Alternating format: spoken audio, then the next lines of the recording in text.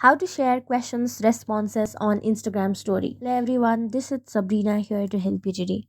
So without any further ado, let's get right into the video. So first, open your Instagram and then tap on your story.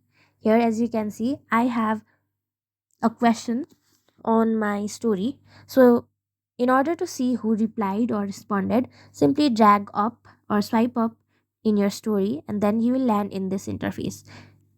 And in order to reply to responses, you will find all the responses here, and then all you have to do is tap on share response and then select share response. And from here, you will be able to share your responses to your story. So that's it. Thank you for watching this video. Make sure to like, share, and subscribe to our YouTube channel. If you got any questions, comment them down, and I'll catch you in the next one.